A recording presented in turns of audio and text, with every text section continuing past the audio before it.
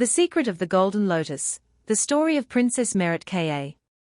Prologue, the sun-kissed child. On the day Meret-Ka was born, the twin sons of Tatenen aligned perfectly over the Great Pyramid, casting a soft, blue-gold light across the palace. The high priests declared her a child of peace. While her brothers practiced with khopesh blades and her father, the Pharaoh, managed the laws of Ma'at, Meret-Ka grew up in the quiet spaces of the palace, the libraries, the gardens, and the weaving rooms. Chapter 1, The Weaver of Dreams. Meret-Ka is 18, with skin the color of desert cream, and eyes like the deep blue of the sacred river. In the royal manor, she is famous for her hands. Without machines or electricity, she creates wonders. The Sacred Looms, she weaves sweaters and capes from spider silk and linen, so soft they feel like a second skin. The jeweler's touch, she spends hours polishing turquoise and shells, threading them with gold wire into jewelry that looks as if it were grown, not made. The scrolls of logic, while others find hieroglyphs difficult, Meret-Ka sees them as a puzzle. She can solve complex architectural calculations and logic riddles faster than the royal scribes, a talent the elders call the wisdom of Thoth. Chapter 2, The Secret Garden. Behind her bedroom is a private balcony overlooking the palace gardens. Here, Meret-Ka grows rare plants, the glowing aloe, the sundrop flower, and the midnight resin. To the world, she is a princess of art. But when the twin suns set and the obelisks begin to glow, Meret-Ka changes. She puts on a simple linen cloak and moves to her small clay table. With a stone mortar and pestle, she grinds herbs into healing pastes. She makes honey ointment for burns. She brews lotus tea to break high fevers. She creates pain relief creams from crushed blue stones and oils.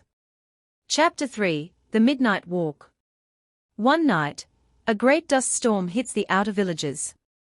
The temple healers are overwhelmed and only treat the wealthy. Meret-Ka cannot stay in her golden bed. She hides her face with a veil and slips out of a secret palace gate. In the shadows of the sandstone walls, she finds a group of injured laborers. Without saying a word, she kneels in the dirt. She applies her poultices and gives them her soothing teas. The villagers think she is a spirit sent by Isis.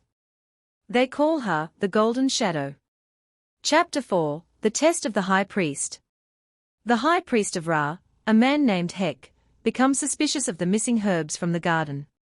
He follows Meret-Ka one night and finds her in a hut, healing a blind child's eyes with a mixture of resin and silver dust. Hek, princess, you risk your royal blood in these filthy huts. This is not the way of a future queen. Meret-Ka, rising with calm dignity, the Pharaoh rules the land, but Ma'at, the balance, requires that the heart rules the hand. If I have the power to heal and I do nothing, then I have broken the balance of Tatenen. Impressed by her bravery and logic, Hek keeps her secret, becoming her secret teacher in the deeper mysteries of nature. Chapter 5, The Great Plague of the Shadowlands. A darkness begins to spread from the border of the Hades planet, a magical sickness that turns skin to cold stone. The finest temple priests fail to stop it. The kingdom of Tatenen panics. Meret-Ka goes to her private scrolls. She uses her symbol logic to cross-reference ancient texts with her own healing notes. She realizes the cure isn't a spell, but a combination, sunfire ash and the root of the white lotus. She works for 3 days without sleep, cooking the medicine in her clay bowls. She presents the cure to her father, the Pharaoh. He is stunned by her knowledge. The plague is stopped, and the kingdom is saved not by a sword, but by a bowl of herbal paste. Epilogue, The Light of Tatenen.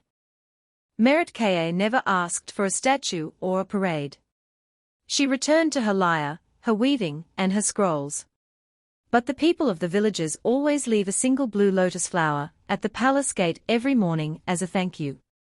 On the planet of Tatenen, where the Egyptian era never ends, Princess Meret-Ka remains the true soul of the kingdom, a reminder that the greatest magic isn't found in the stars, but in the kindness of a human heart.